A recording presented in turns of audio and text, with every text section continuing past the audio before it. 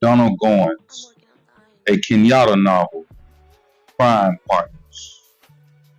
Machiavelli was my tutor, Donald Goines, my father figure, Tupac Shakur. Holloway House classics are published by Kennington Publishing Corp., 119 West 40th Street, New York, New York, 10018. Copyright 1978 by Al C. Clark. Dedicated to Shirley Saylor. Chapter 1. Joe Green, better known to his friends and acquaintances as JoJo, poured the rest of the heroin out of a small piece of tinfoil into the Wild Irish Rose wine bottle top that had been converted into what drug users call a cooker.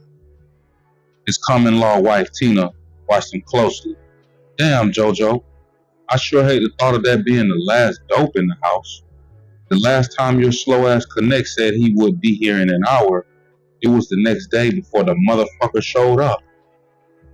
Shrugging his thin shoulders philosophically, JoJo didn't even glance up at his woman as he replied, that's one of the few bad points you run into when your connection doesn't use. They don't understand that a drug addict has to have that shit at certain times. It ain't like a drunk. When Joe Cheek says it's time to fix, it's time to fix. With no shit about it. JoJo, you don't think the bastard would do us like he did the last time, do you? She asked, her voice changing to a whining, pleading note. God damn it, JoJo yelled as he patted his pockets. I ain't got no motherfucking matches. He glanced around wildly, his eyes searching in vain for a book of matches on one of the trash-covered end tables. The house they lived in was a 4-room flat. You could enter by either door and stare all the way through the house. The back door led right into the kitchen, which went straight into the dining room or bedroom, whichever you want to call it. The bed came out of the wall, Murphy bed style, and could be put up into the wall after use. It never was in this particular house. After the dining room came in the front room. Here, there had been some sort of effort to gain a partial amount of privacy, with a long, filthy bedspread that had been tacked up and stretched across the rooms, separating them. Actually, there were 2 different bedspreads, each nailed to the ceiling. When a person went between the rooms, he parted them in the middle and stepped through, using them the same way you would a sliding door. Here, honey, Tina said, holding out a book of matches she had extracted from her purse. As JoJo leaned over to get the matches, his eyes fell on the roll of money in her purse. Damn, but that seems like a lot of money, he stated, nodding at her open purse. Yeah, I know what you mean. It's all those $1 bills we took in. Shit, JoJo, we must have taken in over $200 in singles alone. She smiled suddenly, and the smile made the light complected woman look more younger than her 25 years. When she smiled, the hard lines around her mouth disappeared. Tall, thin, and gaunt, to the extent that she appeared to be undernourished, she still retained a small amount of attractiveness. On the other hand, when JoJo opened his mouth, it took something from him. His teeth were rotten, typical of the person who had used hard narcotics for 10 years or better. It was catching up with him. He was as slim as his woman. Nah, baby, I don't think we'll have the delay we had the last time. Remember on the last call, we were short on the man's money, so I think he did it more or less to teach us a lesson. As he talked, JoJo tore 4 matches from the book and struck them. He held the burning matches under the cooker until the matches almost burned his finger. Then he shook the matches out before casually dropping them on the floor. Shit, if you had to do the cleaning up, JoJo, you wouldn't be so quick to throw everything you finished with on the damn floor. JoJo laughed sharply as he set the hot cooker down on the edge of the coffee table in front of him. His reddish brown eyes surveyed the cluttered floor. There was such an accumulation of trash that it appeared as if no one had bothered to sweep up in over a month. The short, brown-skinned man grinned up at his woman. It don't look as if you've been killing yourself cleaning up. Shit, she snorted again. If it wasn't for them nasty-ass friends of yours, the place would be clean. I'll sweep up for you, Mama, a young voice called out from the dining room bedroom. Before either of the grown-ups could say no, the 6-year-old child appeared pulling a broom along that was taller than she was. Little Tina was a smaller model of her mother, light complected, with dimples in each cheek. She smiled brightly at her mother and stepfather as she tried to make herself helpful.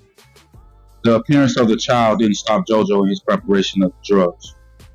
He removed a stocking from a small brown paper bag, then an eyedropper that had 2 needles stuck in the bulb part of the dropper. Jojo removed both the needle, then inserted one of them on the end of the dropper. Leave me enough to draw up, Jojo, Tina begged before he had even drawn up a drop. He smiled up at her encouragingly. Don't worry, honey. Don't I always look out for my baby? You can get right funky, Jojo, when the last of the junk is in sight. You're real cool when there's a lot of jive, but you get doggish as a motherfucker when it ain't nothing but a little bit left. Unknown to the couple, little Tina had moved closer to the table, swinging the broom back and forth vigorously. Tina opened up the paper bag and removed another dropper from it. Is that other spike any good? She asked anxiously. How the fuck would I know? He cursed sharply as he attempted to open up the needle on his dropper. This motherfucker of mine is stopped up. No wonder, Tina said as she attempted to draw up some water from the dirty glass that Jojo was using. Your glass has got so much filth in it, it's a wonder you ain't ruined that dope in the cooker. She glanced over his shoulder at the cooker. You used that water in the glass, didn't you? Jojo shrugged. It don't make no difference. Once I put the fire under it, it killed any germs that might have been in that motherfucking water. Yeah, she answered worriedly. You may have killed the so-called germs, but what about all that trash we got to draw up? In exasperation, Jojo cursed. I don't know what the fuck you want me to do about it. It's done. Ain't nothing else I could do. If you're really that motherfucking worried over it, Tina, take your ass out there to the kitchen and get some more clean water. Shit! She exclaimed, using her stock phrase. By the time I got back, you've been done drawing up all the dope and shot it.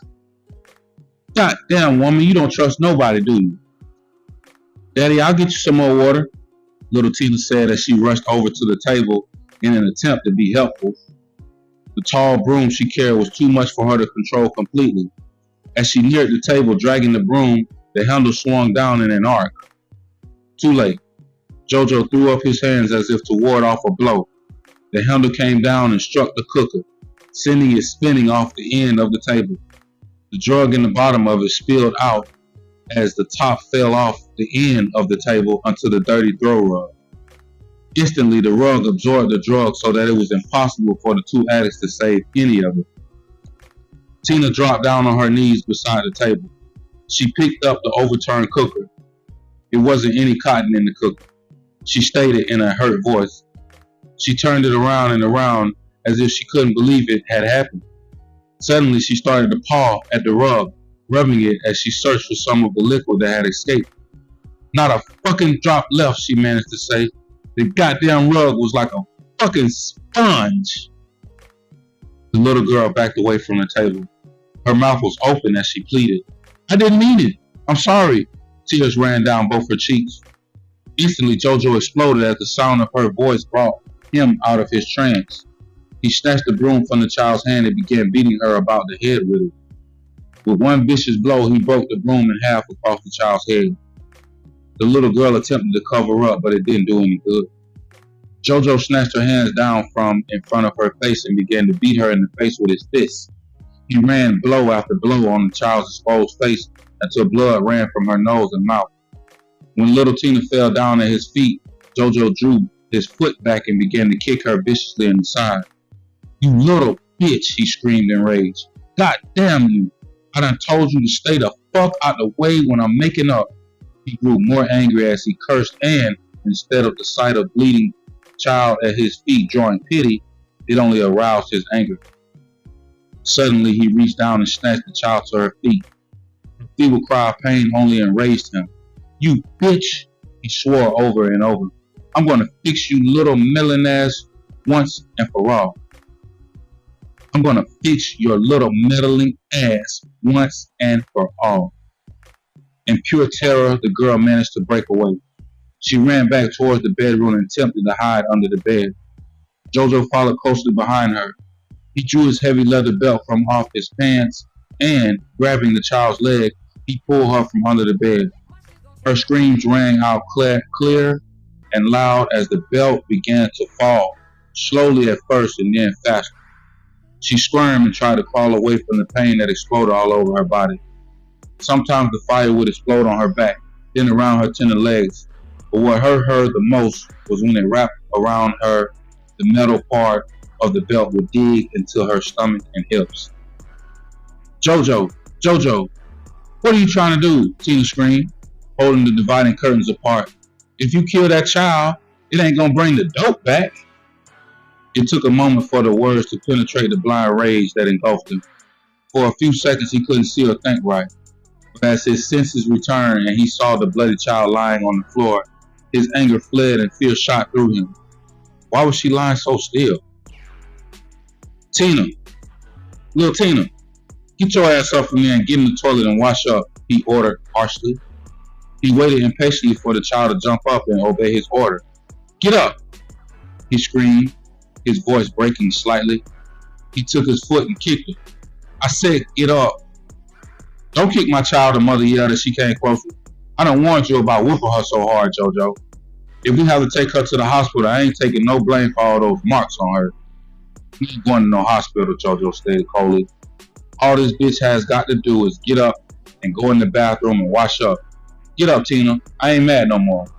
I'll get some more stuff later on. Don't worry about it." He yelled down at her before kneeling beside her. He put his arms under the frail child's neck and legs, lifted her slowly, and then placed her gently on the bed. He didn't know that it was too late for gentleness now. "She looked like she's turning blue," Tina screamed out. She frantically clutched at the child. "What's wrong with her? Why is she laying so still? Tina, wake up, girl!" The mother's fear quickly transferred to the waiting man. Jojo could feel the knot of fear growing in the pit of his stomach. The child couldn't be dead. That he was sure of. He hadn't hit her hard enough for that. No way, he told himself in an attempt to quiet his jumping nerves. "Oh, Jojo, you gotta do something, man. What's wrong with my little girl? Please, Jojo, do something for her." If there had been anything he could have done, Jojo would have done it. But he didn't know what to do. All he could do was stare down at the unconscious form, and somewhere in the back of his mind he realized what he was too frightened to face. The child was dead. He knew it, yet wouldn't face up to the fact. Little Tina had received her last beating. There would be no more sleepless nights for the child because she was too hungry to sleep. No more lying awake, hoping her mother would come out of her nod long enough to get up and cook something. There would be no more fears of uncontrolled beatings that came for nothing. Yes, little Tina was beyond that, beyond a mother's love that sometimes seemed more like hate.